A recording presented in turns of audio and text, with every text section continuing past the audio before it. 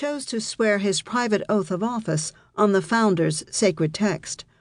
At the time, I thought that the outrage expressed by some toward Congressman Ellison's election and private swearing-in on the Qur'an might have been averted if only more Americans had known their own founding history better, a past that had prepared an eventual place for Congressman Ellison, not in spite of his religion, but because of it. The idea of the Muslim as citizen and federal office holder is not new to the United States. It was first considered in the 18th century. Yet today some claim that even the concept of a Muslim citizen in elected office is threatening to the nation's identity. I argue the opposite in this book. The concept of the American Muslim as citizen is quintessentially evocative of our national ideals. Indeed, the inclusion of Muslims as future citizens in early national political debates demonstrates a decided resistance to the idea of what some would still imagine America to be, a Christian nation. This book about the American past began accidentally for me as a specialist in Islamic history. Initially, I'd wondered why a French play, ostensibly about the Prophet Muhammad, had been performed in Baltimore during the Revolutionary War. To make sense of this more than a decade ago, I had the privilege of attending the Ideal Summer School, Professor Bernard Balin's international seminar on the history of the Atlantic world at Harvard University.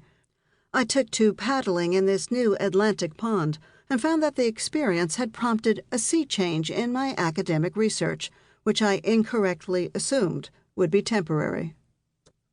By 2005, at the Atlantic Seminar's 10th anniversary conference, I had found a new document about Muslims in early American political debates. Again, I was fortunate to be invited to present this research to fellow students of Atlantic history. Professor Balin's thoughtful, enthusiastic response to my ideas about Thomas Jefferson and his views of Muslim rights was rooted in his deeper knowledge of these constitutional sources. His interest in these ideas convinced me that what people thought about Muslims as citizens in 1788 should be included in the study of the Constitution. Did more data about Muslims as potential citizens in the founding era exist? Over the next 7 years, I learned the breadth of that affirmative answer.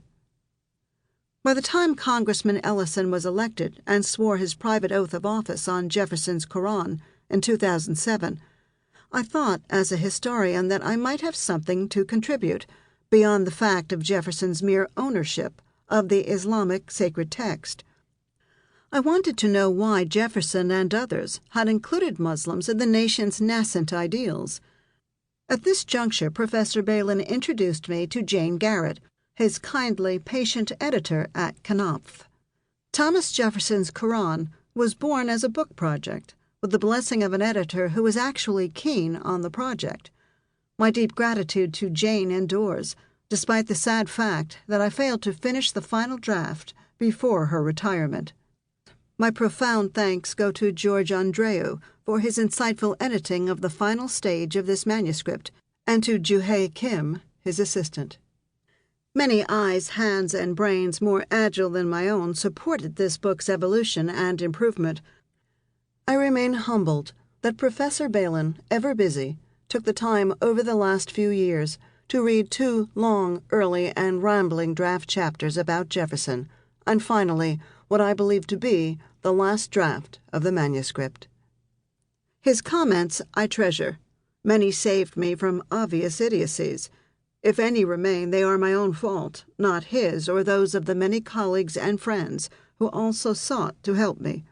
Over the years I have been blessed by the insight of many scholars and friends. First among these is Robert M. Haddad, the professor who first inspired my interest in Islamic history as an undergraduate. Since those days long ago, his wisdom and kindness have endured, for which I remain eternally grateful. Unver Eman, always enthusiastic and energetic, believed in this project from the first. He commented on almost every word of this text, pointing out errors in logic, gaps in argument, and problems with my representation of the Islamic past. Once my gifted graduate student, he took time from his duty